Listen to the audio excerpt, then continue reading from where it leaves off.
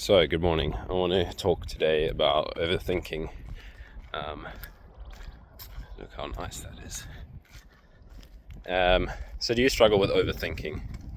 Well, one of the main causes, I think there's many different ways to talk about this, but the perspective I'm going to come from today is self-doubt. And, right, this is the thing. We have a feeling of what we want to do, what we want to say, and then the mind comes in to doubt that.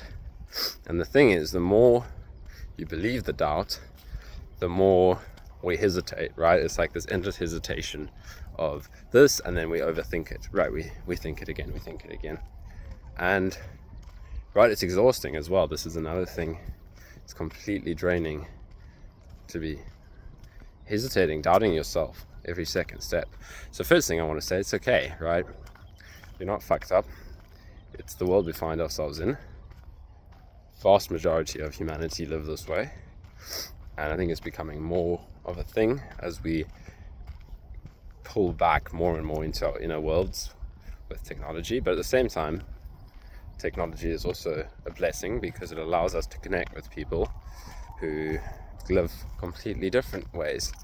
So what I want to suggest here is to really allow self-doubt to just be something that runs in the background, but be willing to make decisions based on just spontaneous intuition and instinct, right? You know already what you want to do.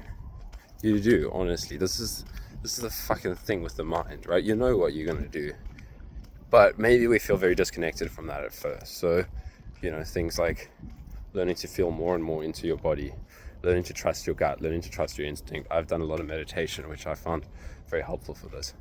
All of these things can be helpful because we can be very disconnected. But the gist of the matter is stop believing your doubts, right? Self-doubt is a very pervasive mind virus. And trust me, I'm one that can speak about this very much from experience, because before the shit I went through, which completely changed my life and my way I could live. If you're new to my videos, it was like chronic illness and then meditation, and then I had this like awakening where I just realized that I was living completely in my head and none of it really mattered. And it came with a big sense of freedom. But the point is, even before and after that, self-doubt has been one of my biggest, I think this is my project to work on in this life, is understanding self-doubt, the effects of it, how pervasive it is, and as I work through it, maybe I can help other people as well. And this is even when I know something, even when I feel something, then the mind comes in. Oh, don't share that. That's too much. That's weird. People aren't going to like that. Even though I've made hundreds of YouTube videos and I generally get good feedback, the self-doubt is pervasive. But the difference is you just see it as like, it's when you believe the doubt, is when you get caught up in the doubt, is when you make it into truth that you start overthinking, you get caught up in that mental world. Because the fear is of the unknown, right? The fear is, what if you can't plan the future consequences of what you're going to say or do or put out into the world? Your actions, right? You just have to start trusting your instincts. And if you make mistakes, you make mistakes. The problem is we're afraid of feeling certain things. But fuck it, just live, man. Do things, say things. Follow your gut, follow your instincts. And especially if the mind is saying, no, don't do that, then just experiment. Well, what if I do it anyways? What if I put something out there? And maybe you get it wrong, right? I'm not saying you won't. I've done this. I put something out there and I was like, you know what? That was a little bit like coming from my ego. But I needed to do that because you live in safety and then you don't see these things. But putting yourself out there, you sometimes, right, it's exactly what you needed to do.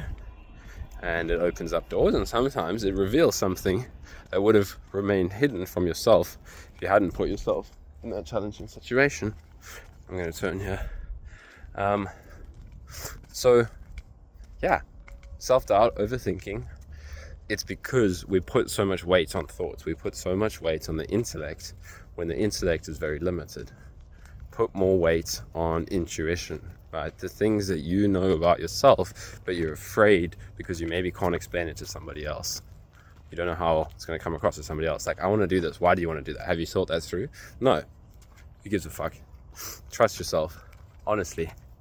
That's where this path goes, right? With all this awakening and depth. You go off the map eventually, where you can't live anybody else's story, right? No matter how good the teachers are you find, you're not going to live, like for me, it's like Angelo DeLulo, Ajashanti, Matt Garrett, like all these other guys.